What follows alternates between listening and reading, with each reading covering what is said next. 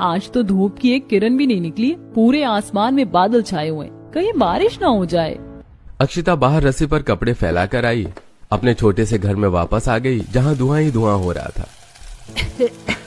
अनामिका बहू, तुझे कितनी बार बोला है तेल ज्यादा गरम करके बघार मत किया कर। माँ जी, मुझे कुछ काम याद आ गया था। पूरे घर में तेल की धसक फैल गई थी। ये देख अक्षिता को फिर से बाहर आना पड़ा। इस घर में तो एक एक दिन काटना और भी मुश्किल होता जा रहा है। हम पहले इतने छोटे से घर में गुजारा कर रहे हैं, ऊपर से माँ जी अब देवर जी की शादी करना चाहती हैं। ऐसे में तो इस घर में गुजारा करना नामुमकिन हो जाएगा। अक्षिता ये सोचते हुए बाहर खड़ी हुई परेशान हो रही थी कि तभी उसके सिर पर ठंडी ठंडी पानी की बूंदें आकर गिरने लगी, जिससे वो अपनी सोच से बाहर आई और उसने देखा कि सामने रस्सी पर फैले कपड़े बारिश में भीगने लगे। अरे नहीं, मैंने अभी ये सारे कपड़े धोए थे। अक्षिता जल्दी से सारे कपड़े उतार के घर में आई। सत्यानाश, तुम दोनों का ध्यान किधर रहता है? हाँ, एक ने पूरे घर में धसक फैला दी और दूसरे ने सारे धुले कपड़े भिगो दिए। माँ जी, अचानक ही बारिश शुरू हो गई, इतने मैंने कपड़े उतारे, इतने में कपड़े गीले हो गए। तो अब खड़ी खड़ी मेरा मुंह क्या देख रही है? हाँ, रस्सी बांध और इन्हें घर में ही फैला। हे भगवान, अब इस चूहे के बिल जैसे घर में अगर इसने कपड़े फैला दिए तो निकलना बढ़ना भी मुश्किल हो जाएगा। और तू खड़ी खड़ी क्या सोच रही है अनामिका बहू? चल जल्दी से अक्षिता बहू की कपड़े फैलाने में मदद कर। संपूर्णा के कहने पर अनामिका ने मुंह बनाकर अक्षिता के साथ रस्सियां बंधवाई और फिर उन पर कपड़े फैलाए। अब सावन का महीना लगने जा रहा था, ऐसे में उन्हें अब और ज्यादा दिक्कतों का सामना करना पड़ता। देखिए जी, मैं इस घर में अब एक दिन और नहीं रह सकती। इसके इतना छोटे होने की वजह से आए दिन मुझे नई नई दिक्कतों का सामना करना पड़ रहा है। मैं तुम्हारी बात समझ रहा हूँ अनामिका, लेकिन अभी मैं कुछ नहीं कर सकता। आज इतनी महंगाई के जमाने में एक पक्का बड़ा मकान खड़ा करना आसान नहीं है। गरीबी की वजह से उन लोगों के लिए घर बनाना बहुत मुश्किल था। वो जैसे तैसे उसी घर में गुजारा कर रहे थे। साथ ही संपूर्णा को अपने छोटे बेटे कार्तिक की शादी करने की भी जिद लगी हुई थी, लेकिन घर के छोटा होने की वजह से रिश्ते वाले मना कर देते। कार्तिक के अब तक 3 रिश्ते टूट चुके थे, वो भी सिर्फ घर की वजह से। माँ जी, हमें अभी देवर जी की शादी के बारे में नहीं सोचना चाहिए। जब तक हमें एक बड़ा सही घर नहीं मिल जाता, तब तक हमें इस सिलसिले को बंद करना होगा। अब तू मुझे बताएगी कि मुझे क्या करना चाहिए और क्या नहीं? मुझे जो करना होगा मैं करके रहूंगी और मुझे कोई नहीं रोक सकता। माँ, समझने की कोशिश कीजिए, भाभी सही कह रही है। और वैसे भी छोटे घर में कोई भी लड़की रहने के लिए राजी नहीं होगी। तो फिर ठीक है, मैं आज ही तेरे ससुर से हमारी पेड़ वाली पुरानी जमीन को बेचने के बारे में बात करूंगी। मुझे जल्द ही एक ठीक से घर संभालने वाली बहू चाहिए, क्योंकि तुम्हारी वजह से हमारे सारे घर का हिसाब बिगड़ा हुआ है। इस पर अनामिका और अक्षिता को बुरा लगा। छोटा घर होने की वजह से वो ठीक से काम नहीं कर पाती और इससे संपूर्णा को शिकायत रहती। संपूर्णा किसी भी बात को सुनने को तैयार नहीं थी। उसे सिर्फ अपने छोटे बेटे की शादी करनी थी। सुनिए जी, छोटा घर होने की वजह से कार्तिक के कितने रिश्ते टूट चुके हैं। आप उस पेड़ वाली पुरानी जमीन को बेचकर इसे बड़ा बना लीजिए। संपूर्णा, आखिर तुम्हें कार्तिक की शादी इतनी जल्दी करनी ही क्यों है? हाँ, और अभी उस जमीन को बेचने का कोई फायदा नहीं है, वहाँ कोई नहीं रहना चाहता। हाँ माँ, एक तो हमारी जमीन पर इतना बड़ा पेड़ खड़ा हुआ है, ऊपर से आसपास दूर दूर तक सिर्फ वीराना है। ऐसे में वो जमीन बेचना आसान नहीं है, और अगर बिक भी गई तो उसके कोई अच्छे दाम नहीं लगाएगा। सभी ने संपूर्णा को काफी समझाने की कोशिश की, लेकिन संपूर्णा को कोई भी बात समझ में नहीं आ रही थी। फिर अगले दिन पूर्वी माँ जी किस जमीन के बारे में बात कर रही थी? भाभी, यहाँ से काफी दूर हमारी एक पुरानी जमीन पड़ी हुई है, जिस पर एक बड़ा पेड़ खड़ा हुआ है। बसावट ना होने की वजह से उस जमीन के अच्छे दाम नहीं लग पाते, इसीलिए हम उसे बेचने के लिए सही समय का इंतजार कर रहे हैं। क्या तुम मुझे वो जगह दिखा कर ला सकती हो? ठीक है भाभी, लेकिन पहले हम सभी खाना खा लेते हैं, उसके बाद हम वहाँ जाएंगे। खाना खाने के बाद पूर्वी अक्षिता को पेड़ वाली जमीन दिखाने लेकर गई। काफी दूर तक चलने के बाद वो उस जमीन के पास पहुंची। वाह, इतना बड़ा पेड़! यकीन ही नहीं होता कि पूरी खाली जमीन पर इतना बड़ा पेड़ खड़ा हुआ है। सच में भाभी, ये पेड़ तो अब पहले से भी काफी बड़ा हो चुका है। इसका तना तो देखो जरा, हमारे घर की चौड़ाई से भी ज्यादा है। पूर्वी, जब ये जमीन भी हमारी है तो क्यों ना हम इस जगह का फायदा उठाएं? लेकिन इसका किस तरह फायदा उठा सकते हैं? अभी तक ये सिर्फ जमीन थी, अब हम इस पर अपना घर बसाएंगे, वो भी इस पेड़ के अंदर। लेकिन भाभी हम पेड़ के अंदर कैसे रह सकते हैं भला? उसके लिए हमें इसमें थोड़ा काम करना होगा। पेड़ को अच्छी तरह सब तरफ देखभालने के बाद दोनों नंद भाभी वापस घर आ गई। बहू, पूर्वी कहाँ चली गई थी तुम दोनों? यहाँ मैं तुम्हें सब तरफ ढूंढ ढूंढ कर परेशान हो रही हूँ। वो माँ जी, हम खाना खाकर थोड़ा टहलने निकल गए थे और टहलते टहलते हमें इतनी देर हो गई, पता ही नहीं चल पाया। कम से कम बताकर तो जाती। चलो दोनों घर के कामों में लगो। संपूर्णा के कहने पर दोनों घर के कामों में लग गई। शाम को जब हर्ष और सूरज काम पर से घर लौटे तब अक्षिता ने उन दोनों से पेड़ को घर में बदलने की बात की।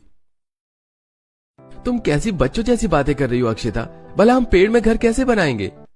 हर्ष जी, वो पेड़ है यानी लकड़ी। आप तो लकड़ी का काम करते हैं ना, तो फिर आपको मेरी बात समझ में आनी चाहिए। मुझे लगता है अनामिका सही कह रही है। हम कोशिश करके देख सकते हैं। भैया, हम उससे सिर्फ समय बर्बाद करेंगे और कुछ नहीं। भैया, एक बार कोशिश करके देखते हैं, क्या पता हम कामयाब हो जाएं। सभी के कहने पर हर्ष ने बात को मान लिया, लेकिन उसे अभी भी इससे शिकायत थी। अगले दिन अक्षिता, पूर्वी, सूरज और हर्ष उस पेड़ के पास पहुंचे और सोच के अनुसार उसकी कटाई करनी शुरू कर दी। वहीं अनामिका, संपूर्णा और हरिवंश के साथ भी। जरा ये देखिए, इसमें तो कितने बड़े बड़े गोल गोल सुराख बने हुए हैं। ये हमारे घर की खिड़कियां बन जाएंगे। वाह भाभी, आपका दिमाग तो बहुत तेज चलता है। चारों ने अपनी पूरी मेहनत से पेड़ में अंदर जाने का दरवाजा और साइडों में बड़े सुराखों में खिड़कियां बनाई। ये देखिए, क्या इससे कोई फायदा है? ये सिर्फ हमारे घर जितना ही बड़ा है, इसमें भी हमें वही सब परेशानियों को झेलना पड़ेगा। बेवजह ही हमने इस पर अपना समय बर्बाद कर दिया। हर्ष जी, जरा ऊपर देखिए, इस पेड़ का मोटा तना ऊपर जाकर 2 हिस्सों में बट रहा है। हम वहाँ पर भी रहने का हिसाब बना सकते हैं। हम वहाँ तख्ते लगाकर दूसरी और तीसरी मंजिल भी बना सकते हैं, लेकिन अभी के लिए इतना काम काफी है। बाकी का काम हम कल करेंगे और हमें इसकी सफाई भी करनी होगी। सावन लगने वाला है, ऐसे में इसमें कीड़े मकोड़े पैदा हो जाएंगे। सूरज की बात सभी को समझ में आ गई। इसके बाद सभी घर वापस चले गए। इसी तरह फिर अगले दिन चारों फिर से पेड़ पर काम करने आए। अक्षिता ने अंदर से पेड़ की सफाई की और फिर दोनों बेटों ने अंदर से पेड़ में काम करना शुरू किया। उन्हें पेड़ के ऊपर 2 हिस्सों वाले तने में एक कमरा बनाया, उस पर पहुंचने के लिए सीढ़ियां बनाई और उसमें एक छोटी सी गैलरी भी बनाई। ये कितना सुंदर लग रहा है और इसमें हमारे घर से ज्यादा जगह है। हम ऊपर भी जा सकते हैं। हम इसकी डालों पर भी थोड़ा काम कर सकते हैं, फिर हम इस पेड़ को पूरी तरह से बढ़तेंगे। अगले दिन सभी ने पेड़ घर में घर का सामान पहुंचाने की शुरुआत की।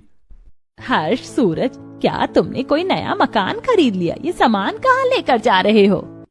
हाँ माँ, हमने खुद एक मकान बनाया है। सामान पहुंचाने के बाद हम वहीं रहेंगे। घर में ज्यादा सामान न होने की वजह से सभी ने एक ही दिन में सामान पहुंचा लिया और फिर दोनों बहुएं संपूर्णा और हरिवंश को पेड़ घर तक लेकर गईं। अरे, तुमने तो हमारे पुराने पेड़ में ही घर बना डाला। ये तो तुमने सच में कमाल ही कर दिया। क्या बकवास है ये, पेड़ में घर? भला आप कोई आदिवासी हैं क्या? माँ, एक बार अंदर चलकर फिर बताना। खूब मनाने के बाद संपूर्णा पेड़ घर में जाने के लिए राजी हो गई। अंदर जाने के बाद उसे पेड़ के असली आकार और उसमें की गई कारीगरी का पता चला। तुम चारों ने तो इसमें बहुत मेहनत की है। आखिर तुमने कौन से समय में ये सब कर लिया? माँ, काम मुश्किल था, लेकिन सबके एक साथ मिलकर करने से हो गया। इसके बाद तीनों बेटों ने मिलकर एक बैटरी का इंतजाम किया, जिससे पेड़ घर में लाइट लगाकर उन्होंने उजाला किया। इस पेड़ घर में तो कितनी ठंडक है, यहाँ हमें गर्मी का पता ही नहीं चल रहा है। कोई माने या ना माने, लेकिन ये पेड़ घर हमारे उस घर से तो कई गुना बेहतर है। अब सभी ने उस पेड़ घर में रहना शुरू कर दिया। एक दिन चारों सास बहू नंद पेड़ घर की गैलरी में बैठकर चाय पी रही थी और ठंडी हवा के मजे ले रही थी। वैसे मानना पड़ेगा अक्षिता, तुमने खूब दिमाग चलाया है। भाभी जी, परिवार के लिए इस तरह दिमाग चलाना पड़ता है। चारों बैठी हुई बातें ही कर रही थी कि तभी तेज बारिश शुरू हो गई। सर पर इतने घने पत्तों की छत होने की वजह से हम पर बारिश की एक बूंद भी नहीं गिर रही है। माँ, अभी तो आप देखते जाओ कि हमारा ये पेड़ घर और कितने फायदे हमें दे सकता है। शाम को रोज इसी तरह घर की चारों औरतें पेड़ घर की गैलरी में बैठकर चाय पिया करती। दोनों बेटों ने मिलकर उस पेड़ मकान लकड़ी का थोड़ा और काम किया, जिससे वो अब एक आलीशान पेड़ घर में बदल चुका था। उसमें कई कमरे थे। हर कमरे के आगे एक गैलरी थी और हर मोटी शाखा पर एक लकड़ी से बनी रेलिंग लगी हुई थी, जिससे एक से दूसरे कमरे तक आया जाया जा सकता था। आसपास के निकलते बढ़ते लोगों को भी ये कारीगरी देख काफी हैरानी होती।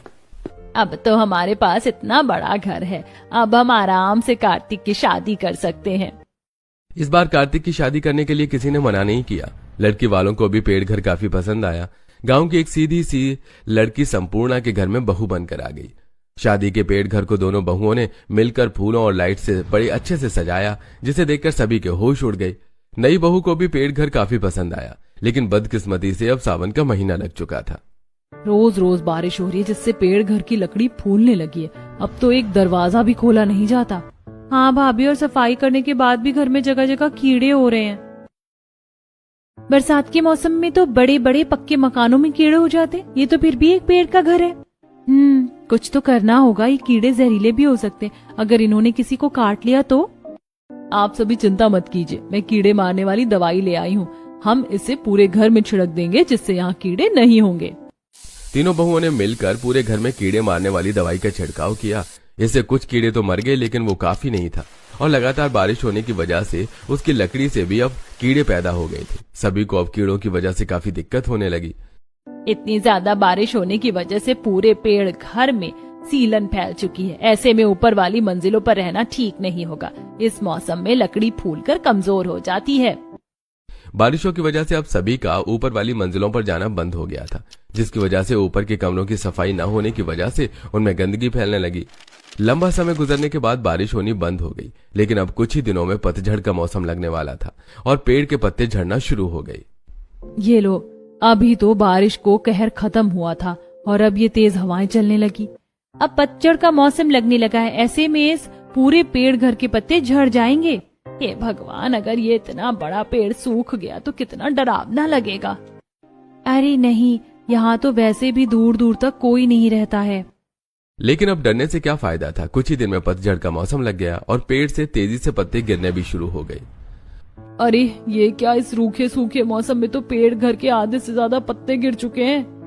धीरे धीरे ये पूरी तरह गंजा हो जाएगा और हमें फिर से वही सब परेशानियां उठानी पड़ेंगी। अक्षिता अनामिका को कुछ नहीं कह पाई, क्योंकि उसे पता था कि अनामिका सही कह रही है। और धीरे धीरे पेड़ घर के सारे पत्ते झड़ गए, जिससे उसकी बड़ी शाखाएं अब सूखने लगी। एक दिन एक बड़ी शाखा गैलरी की रेलिंग पर आकर गिरी, जिससे रेलिंग टूट गई। अरे नहीं, इसकी शाखाएं तो गिर रही हैं। हाँ भाभी, कुछ दिन पहले एक बड़ी शाखा बिल्कुल मेरे बराबर में जमीन पर आकर गिरी। अगर मैं थोड़ी भी हिलती तो उसके नीचे दब जाती। फिर तो हमें हर दम यहाँ सावधानी से रहना होगा। अब सभी घर में चौकन्ने होकर रहने लगे, लेकिन अब सर्दियां शुरू होने वाली थी, जिसमें लकड़ी और भी ज्यादा सूखने लगी और धीरे धीरे पेड़ की बड़ी बड़ी डालें नीचे आकर गिरने लगी। अब सभी ने शाखाओं के गिरने की वजह से पेड़ के बाहर खड़ा होना बंद कर दिया था। औरतें पेड़ के अंदर रहकर समय बिताया करती, वहीं उनके पति काम पर चले जाते। फिर एक दिन, अरे ये क्या हो रहा है? क्या यहाँ पर कोई बिल्डिंग बनने वाली है? अक्षिता ने देखा कि पेड़ से कुछ दूरी पर बड़ी बड़ी बुलडोजर्स, क्रेन और कुछ इंजीनियर खड़े हुए थे। अक्षिता, सुनने में आया है कि यहाँ एक बड़ा होटल बनने जा रहा है। अगर ऐसा हुआ तो हमारी जमीन की कीमत काफी बढ़ जाएगी और हम एक अच्छा बड़ा घर बना पाएंगे। ये तो बहुत अच्छी बात है। वैसे भी हम इस घर में इतनी ठंड में अब गुजारा नहीं कर पा रहे।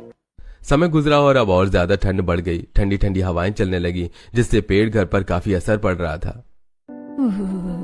कितनी सर्दी है इस पेड़ घर में, तो हमारे घर से दुगुनी सर्दी लग रही है। माँ जी, ये लकड़ी है ना, ठंड पड़ने से ये काफी ठंडी हो गई है, जिससे हमारे पेड़ घर में 2 गुना सर्दी बढ़ गई है। भाभी, इन खिड़कियों से भी बहुत ठंडी हवा आती है और पेड़ में जगह जगह झिर्रियां हैं, जिनसे हवा पार होती रहती है। किसी काम का नहीं है ये आलीशान पेड़ घर, इसमें भी हमें दिक्कतों का सामना ही करना पड़ रहा है। भाभी, हर्ष जी ने बताया है कि यहाँ से कुछ ही दूरी पर एक होटल बनने जा रहा है, जिससे हमारी जमीन के दाम बढ़ सकते हैं। अगर ऐसा हुआ तो हम अपने उसी 1 मंजिला छोटे मकान को बड़ा कर लेंगे। क्या सच में? लेकिन उसमें तो बहुत समय लग जाएगा। तब तक के लिए हमें इसमें ही गुजारा करना पड़ेगा। जनवरी की ठंड में पूरा परिवार किसी तरह पेड़ घर में समय गुजार रहा था। दिन पे दिन ठंड बढ़ती जा रही है और हम इस पेड़ घर में आग भी नहीं जला सकते हैं, और इतनी तेज हवा में हम इसके बाहर भी आग नहीं जला सकते हैं। अब हम करें तो क्या करें? चलो फिर से अपने उसी घर में चलते हैं। लेकिन माँ जी, वहाँ पर समय बिताना अब और भी मुश्किल हो जाएगा। यहाँ ठंड है, लेकिन कम से कम यहाँ जगह तो है। वो तो सिर्फ घर के नाम पर एक कमरा है। अनामिका की बात सभी को सही लगी और अब ठंड को झेलते हुए वो वहीं पेड़ घर में रह रहे थे। कुछ दिन बाद उन्होंने देखा कि पेड़ घर के आसपास घर बनने शुरू हो गए। वहीं होटल में भी लगातार काम चल रहा था। सर्दियों का मौसम गुजरने तक वहां कई घर बन गए और वहां लोगों ने भी रहना शुरू कर दिया।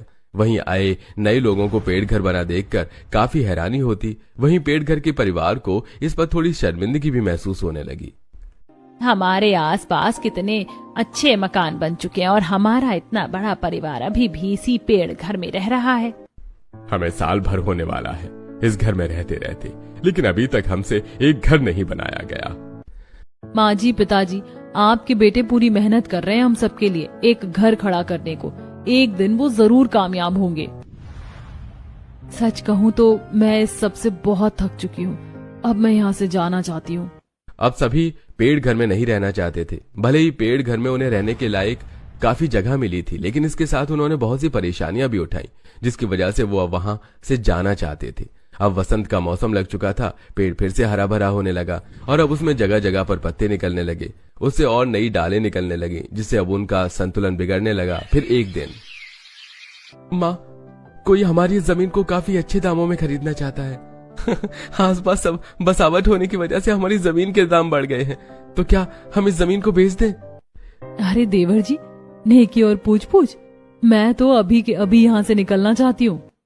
सभी जमीन को बेचने को बिल्कुल तैयार थे और उम्मीद के अनुसार उनकी जमीन अच्छे दामों पर बिक गई। इसके बाद उन्होंने धीरे धीरे पेड़ घर को खाली करना शुरू किया।